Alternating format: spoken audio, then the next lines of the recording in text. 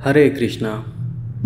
दोस्तों, आप सभी का बहुत बहुत स्वागत है अक्षावन चैनल पर। और आज मैं आपके लिए लेकर आया हूँ अपने सब्सक्राइबर्स की भेजी कुछ रियल हॉरर स्टोरीज़। दोस्तों, अगर आपके साथ भी कोई पैरानॉर्मल घटना हुई है तो आप मेरे इंस्टाग्राम अकाउंट पर मुझे मैसेज करके उस घटना के बारे में बता सकते हैं। आपकी बताई घटना अगर मुझे जेन्युइन लगेगी, सही लगेगी, तो मैं उस घटना को अपने वीडियो में ज़रूर फीचर करूँगा। वैसे आप मेरे दूसरे चैनल को भी सब्सक्राइब कर सकते हैं। मैं अपने दूसरे चैनल पर सच्ची रहस्यमय घटनाओं पर आधारित वीडियो बनाता हूँ। मेरे दूसरे चैनल का लिंक आपको डिस्क्रिप्शन में मिल जाएगा। तो अब मैं आपको सुनाता हूँ मेरे सब्सक्राइबर्स की भेजी कुछ रियल हॉरर स्टोरीज़। वीडियो की पहली हॉरर स्टोरी जो मैं आपको सुनाने जा रहा हूँ वो मुझे कोलकाता से पार्थो जी ने भेजी है। तो आगे मैं आपको उन्हीं के नज़रिए से ये पूरी घटना बताऊँगा।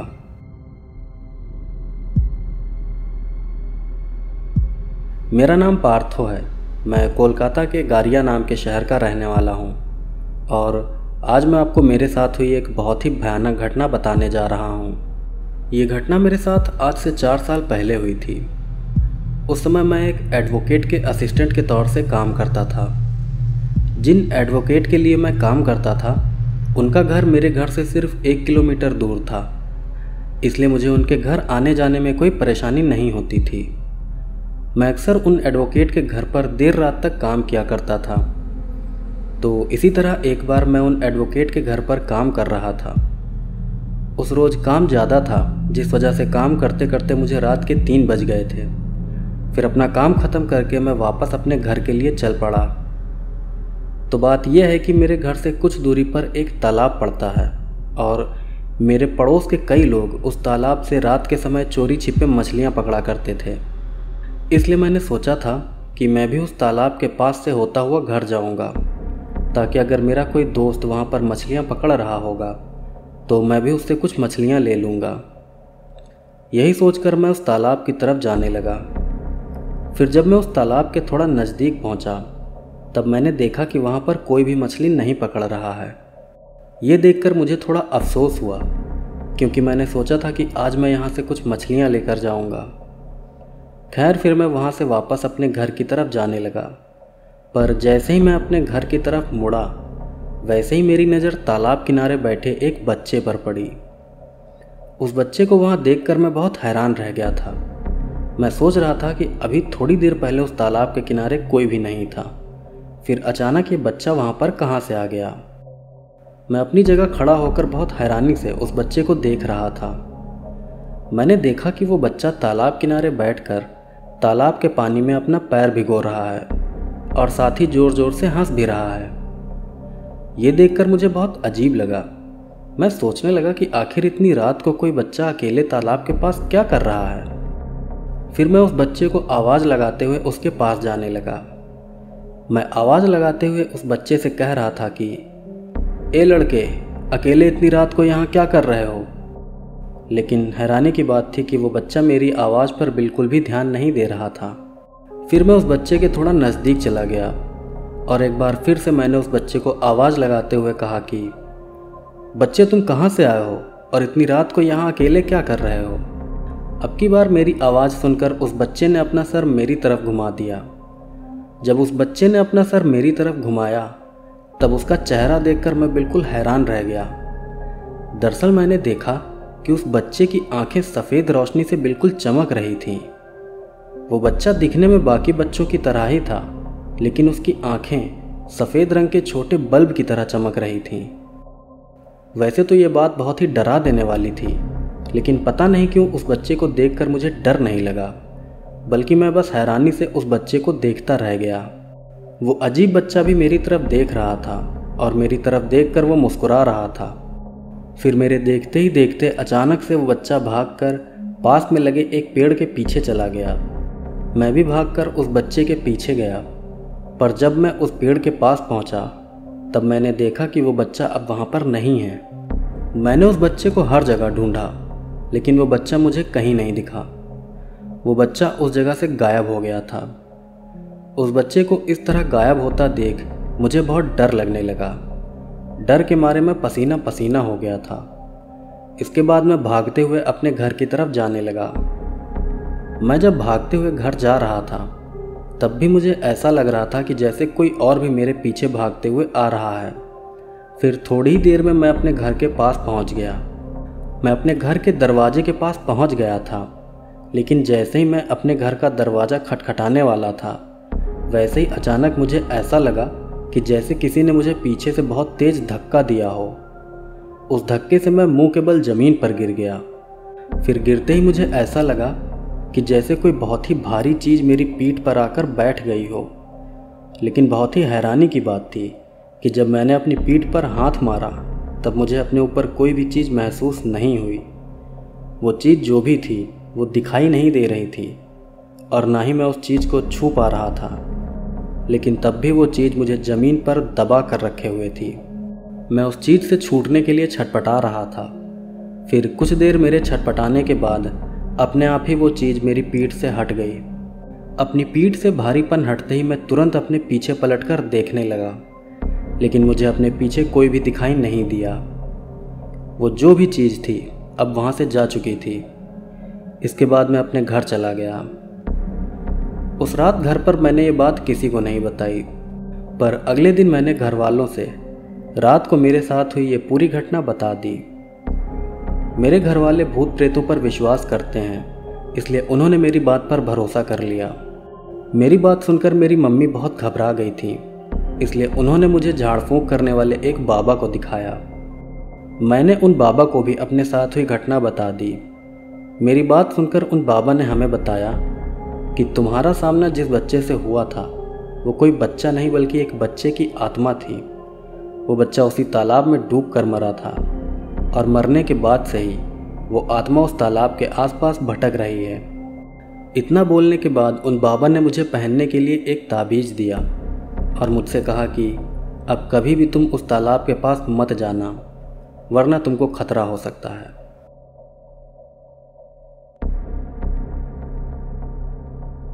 तो दोस्तों, ये थी पहली रियल हॉरर स्टोरी जो कि मुझे मेरे सब्सक्राइबर ने भेजी थी। और अब मैं आपको सुनाता हूँ मेरे दूसरे सब्सक्राइबर की भेजी एक और रियल हॉरर स्टोरी। अब जो हॉरर स्टोरी मैं आपको सुनाने जा रहा हूँ वो मुझे आगरा से स्टीफन मैसी जी ने भेजी है। तो आगे मैं आपको उन्हीं के नज़रिए से ये पूरी घटना बताऊँगा।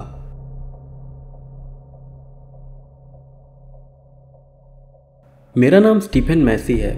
मैं आगरा का रहने वाला हूँ और आज मैं आपको मेरे साथ हुई एक बहुत ही डरावनी घटना बताने जा रहा हूँ। ये घटना मेरे साथ पिछले साल यानी कि साल 2022 के दिसंबर महीने में घटी थी। दरअसल मैं आगरा के ही संजय प्लेस नाम की एक जगह पर जॉब करता हूँ, जो कि मेरे घर से सिर्फ 5 किलोमीटर की दूरी पर है। मेरा घर भी आर्मी एरिया के पास है, जिस वजह से मेरे घर के आसपास ज़्यादा चहल पहल नहीं रहती है। तो बात यह है कि साल 2022 के दिसंबर महीने की एक रात को काम ज़्यादा होने की वजह से मुझे रात को देर तक रुककर काम करना पड़ा था। उस दिन मुझे रात को 2 बजे काम से छुट्टी मिली थी।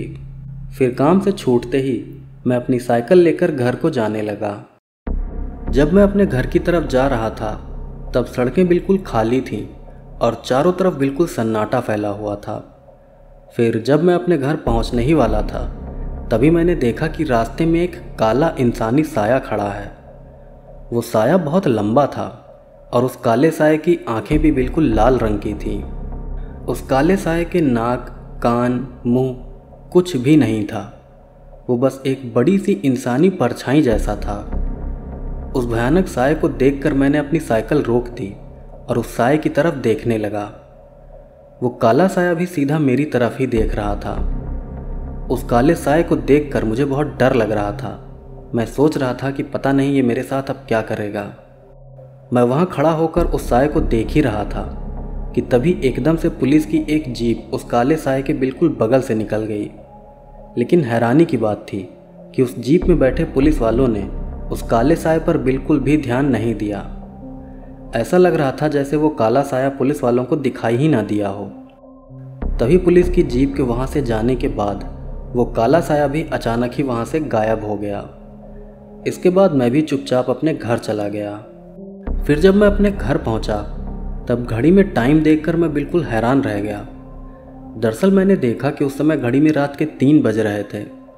ये बहुत ही अजीब बात थी क्योंकि जब मैंने सड़क पर वो काला साया देखा था तब रात के 2:30 बज रहे थे और सोचने वाली बात यह है कि उस काले साए को देखने के कुछ मिनट बाद ही मैं अपने घर भी आ गया था। फिर मुझे ये नहीं समझ आ रहा था कि आखिर मेरा आधे घंटे का समय कहाँ बीत गया। मेरे हिसाब से तो मुझे रात के 2:30 बजे ही घर पहुँच जाना चाहिए था, लेकिन मैं रात को 3 बजे घर पहुँचा था। मुझे समझ नहीं आ रहा था कि ये टाइम आखिर इतनी तेज़ी से कैसे बीत गया। जो भी हो, फिर घर पहुंचकर मैंने ये बात अपनी मम्मी से बताई तो उन्होंने मुझे खूब डांट लगाई और मुझसे कहा कि इतनी देर तक काम करने की ज़रूरत ही क्या है, जल्दी छुट्टी लेकर घर नहीं आ सकते क्या? और अगर रात को देर हो भी जाती है तो तुमको काम से सीधे घर आना चाहिए, ना कि रास्ते में रुककर इधर उधर देखना चाहिए। खैर, इस घटना के बाद वो इंसानी साया मुझे दोबारा कभी भी दिखाई नहीं दिया।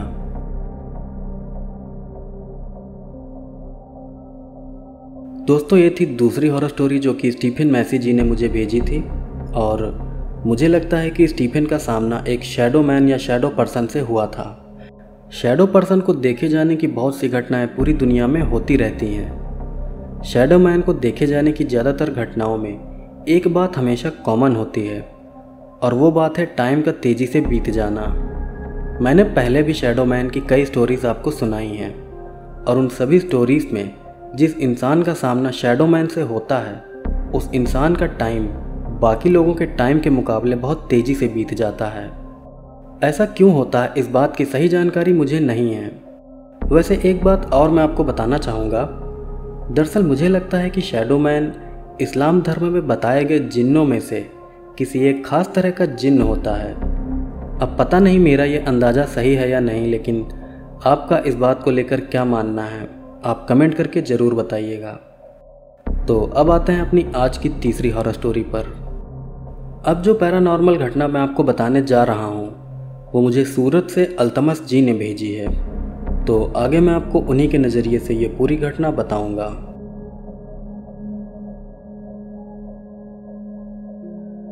मेरा नाम अल्तमस है।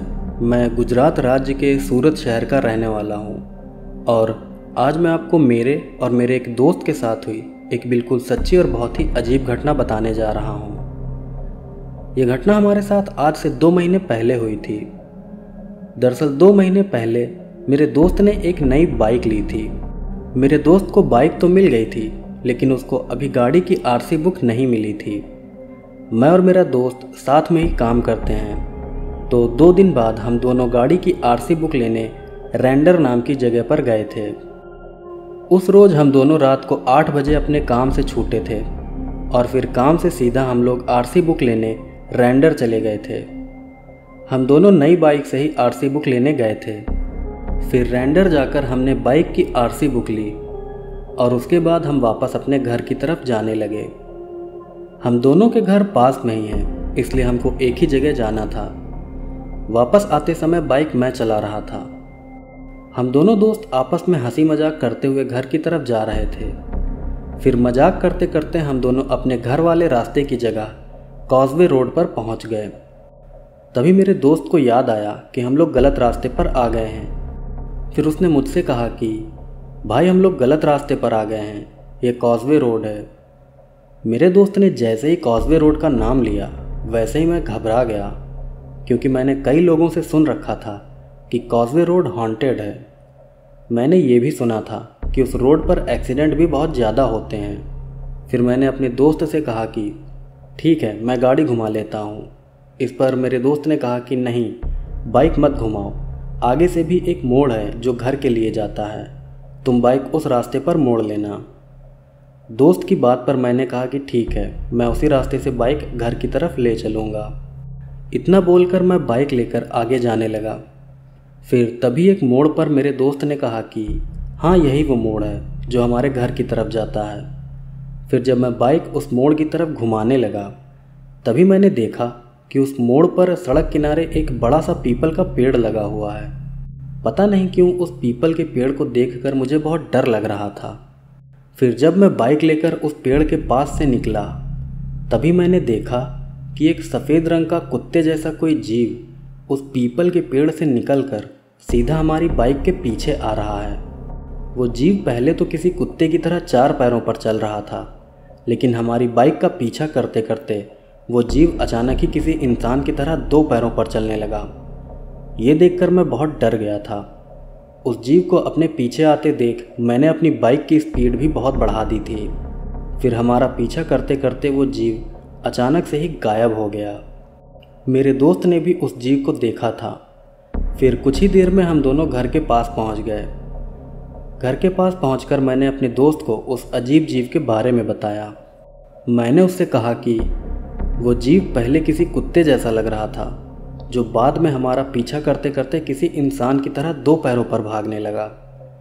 मेरी इस बात पर मेरे दोस्त ने कहा कि उसने भी एक अजीब से जीव को उस मोड़ से हमारी बाइक का पीछा करते देखा था, लेकिन वो जीव किसी कुत्ते जैसा नहीं था, बल्कि वो एक इंसान जैसा था जो बाद में गायब भी हो गया था। अपने दोस्त की ये बात सुनकर मैं बहुत हैरान रह गया था, क्योंकि वो जीव हम दोनों को अलग तरह का दिखाई दिया था। इस घटना से हम दोनों दोस्त काफ़ी डर गए थे। फिर घर जाकर मैंने ये बात अपने परिवार वालों को बताई। तब मेरी मम्मी ने मुझे बताया कि उनके भाई यानी कि मेरे मामा और उनके एक दोस्त के साथ भी उसी जगह पर ऐसा ही एक हादसा हुआ था, जिसके बाद 1 हफ्ते तक उन दोनों की तबीयत बहुत ख़राब रही थी। ये बात सुनकर मैं और भी ज़्यादा डर गया। फिर इस घटना के बाद से मैं दोबारा कभी भी उस रास्ते पर नहीं गया।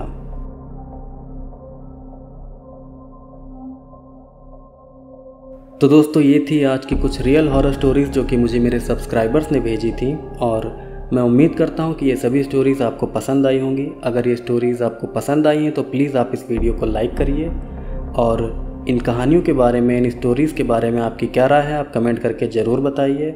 साथ ही दोस्तों, अगर आप मेरे चैनल पर नए हैं तो प्लीज़ आप मेरे चैनल को सब्सक्राइब करिए, ताकि इसी तरह की रियल हॉरर स्टोरीज़ आप सुन सकें। तो मिलते हैं आपसे अगले वीडियो में, तब तक के लिए जय श्री कृष्ण।